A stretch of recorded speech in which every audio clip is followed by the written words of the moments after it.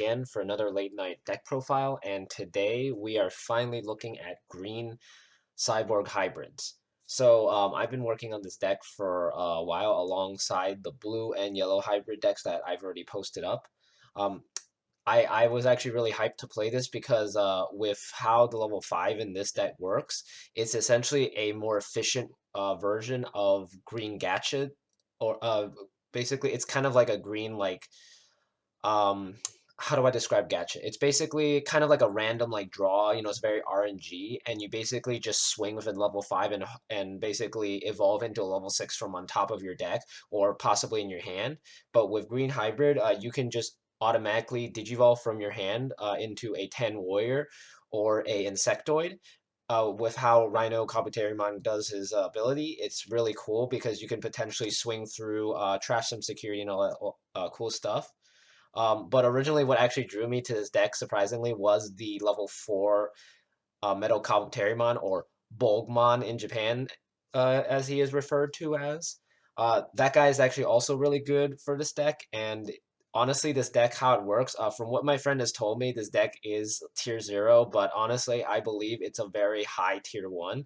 I would honestly say this is in top 3 alongside blue and yellow, because these decks can basically kind of memory choke just efficiently to the point where you're putting your opponent at like 1.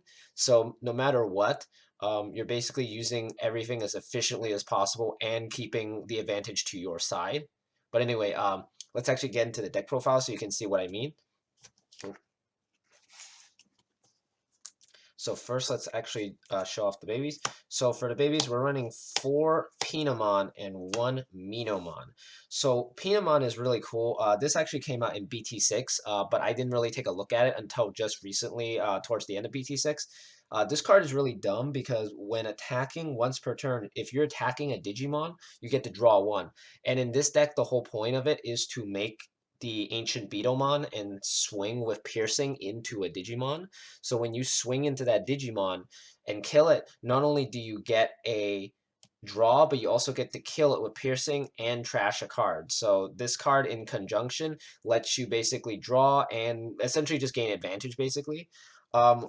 You run the 5th egg just in case, like if you run out, because with how this deck runs Mimi, you can potentially run out of eggs sometimes. Minomon is just there to kind of give your Digimon the extra 1,000, because there are some Digimon that you just can't get past, especially because Ancient Beetle is only at 13,000, and some Digimon can get over that even on your turn, so it's kind of really rough. So having this at 1 is kind of like a clutch card. But yeah, these are pretty solid. Pinamon has come in very useful in tests I've done, especially at my locals.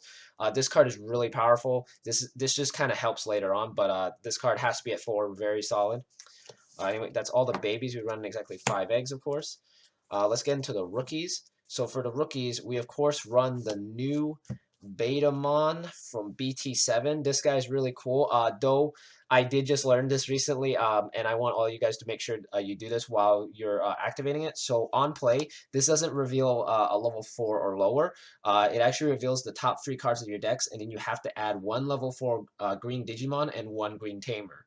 And then the rest bottom. I originally thought that this was level 4 or lower, but it's specifically level 4 only. So use this with caution.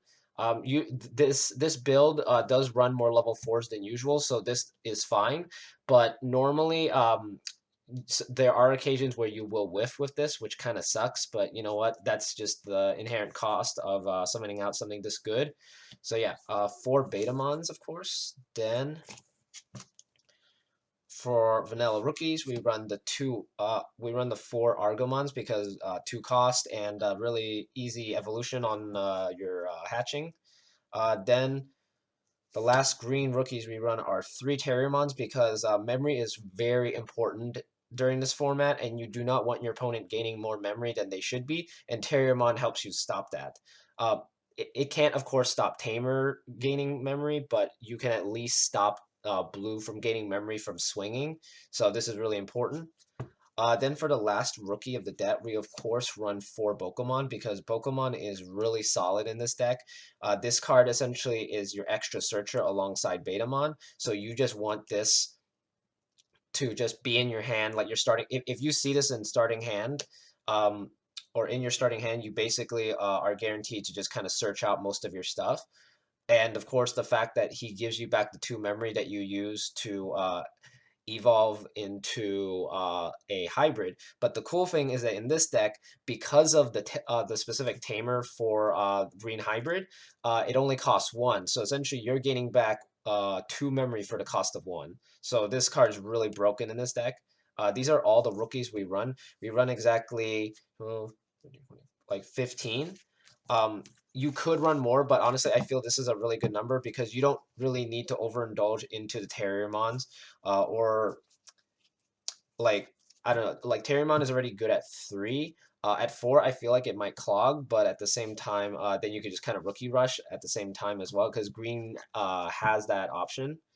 But yeah, anyway, level 4s, we're running 2 Arbomons. Originally, I didn't even have this card in the build, but there were actually several matches in testing where I just did not draw into level 4 hybrids. So I've increased the number of hybrids to reduce that from happening because I'm actually running. Let's see, I'm running for only 6 tamers. Green does not need that many tamers, but you still do need the hybrids because there are moments where you will evolve, where you need to evolve ASAP to kind of get stuff out. And the fact that JP reduces the cost to 1 makes this essentially a 1 cost tamer or a 1 cost evolution, which is really nice. But yeah, 2 Arbomons because he is a very cheap cost. Then for blockers, you still need defense in this deck because you do kind of have to take your time to basically set up your board. So having 3 Kabuterimons is actually really good because you can kind of block their rookies. This doesn't really do well against red, but at least it's there to kind of help with your defense. Then of course you run the 4 Beetlemons because Beetlemon is really awesome because on Digivolution you can search a JP and a hybrid. Even if you don't get the JP, you still get a hybrid, which is really nice. Plus, as I said, this is a 1 cost on top of JP, so really solid.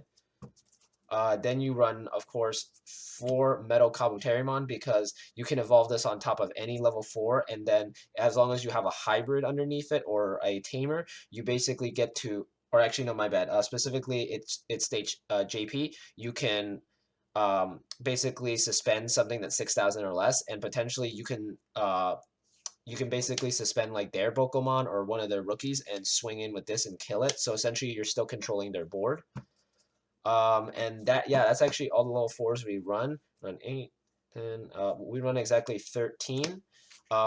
Originally, I actually was only running these and the Kabuterimon, but I noticed that I did occasionally not draw into level 4s and I just couldn't do anything for a few turns. So as I said, I put in the Arbomons to help kind of fix that issue, and so far it's actually working really well.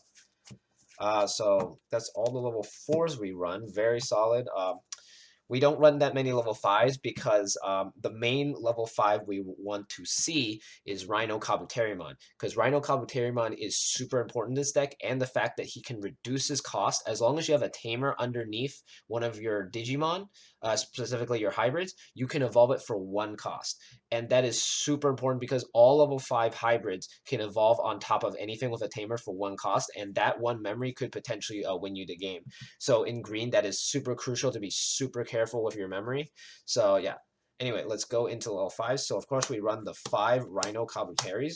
This card is honestly super broken because it's basically Mamemon but with a cost. But at the same time, Mamemon or was it Mame Tyrannomon, my bad.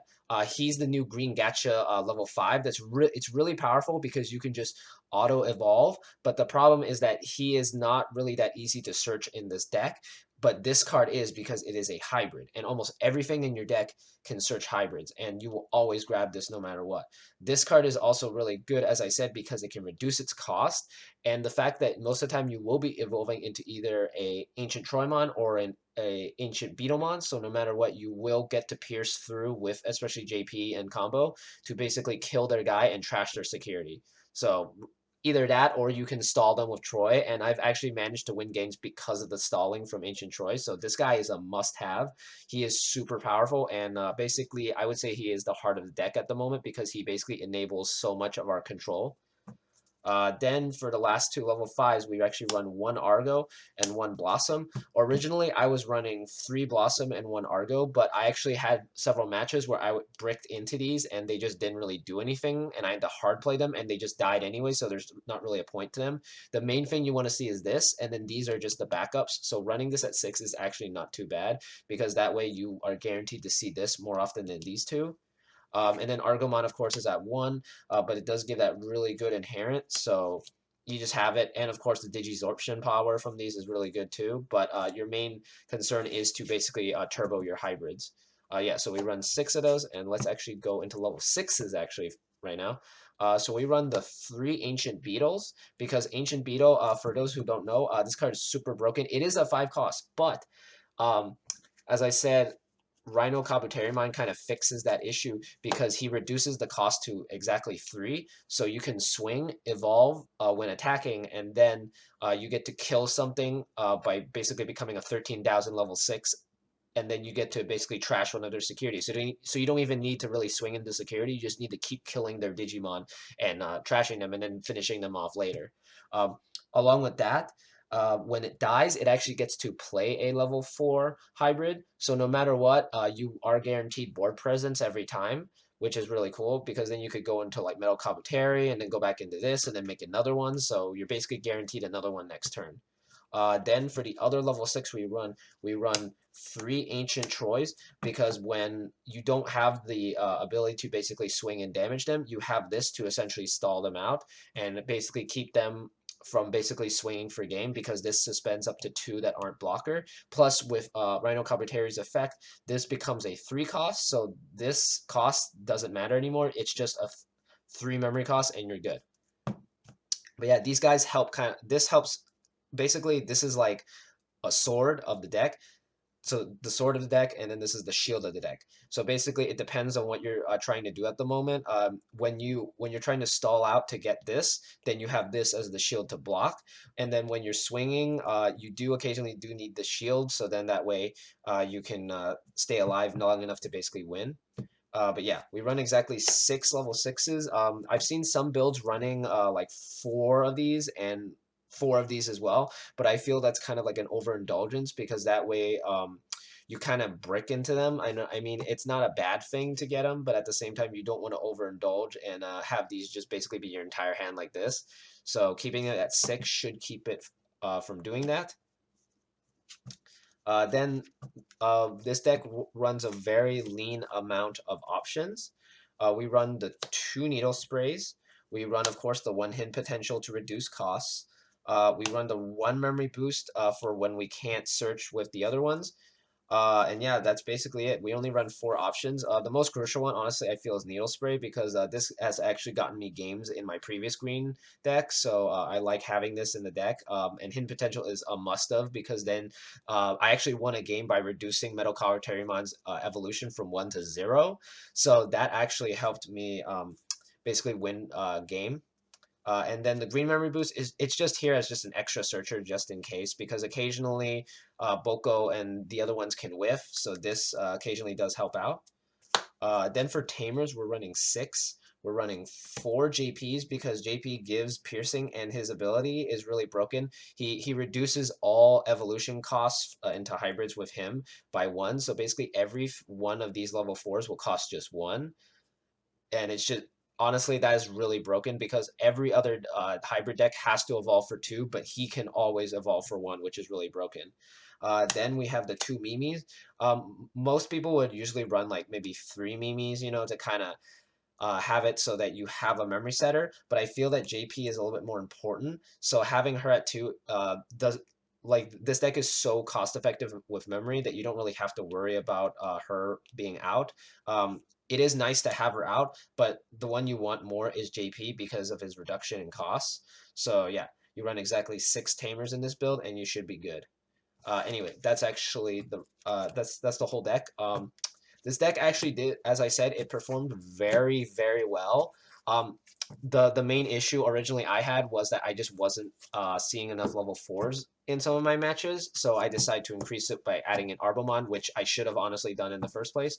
Aside from that, The only thing about the deck that I can say, the pros is that it's very cost effective. It's very fast too, surprisingly. I was expecting this deck to be kind of slower than both my blue decks and my yellow deck, but this actually is really, it's honestly just as fast as them. And I'm kind of surprised in Japan that this deck didn't really do well, because honestly, it's really good over here in the TCG. Like in testing, this deck does a lot of damage really fast, and they don't even have to really like swing into security, so you don't really even have to worry about security control kind of matchups, because you're just popping their dudes and just kind of swinging for game, and it's really cool. Um, the cons of this deck, though, honestly, the thing I don't like at the moment is that it does rely a lot on the hybrids, which I mean, it is a green hybrid deck, but at the same time, that over reliance can potentially basically screw you over, especially if your opponent is running a it's basically if they're running rookies that can make it so you can't reduce Digivolution cost, that is the bane of this deck. But surprisingly, I haven't seen anybody playing those yet. But I'm expecting them to be coming up at some point, because hybrids will be dominant during this meta. So most likely people will start playing those, and it will be kind of a rough day to kind of punch through those. But at the same time, this deck does have suspension power, so you could potentially do it.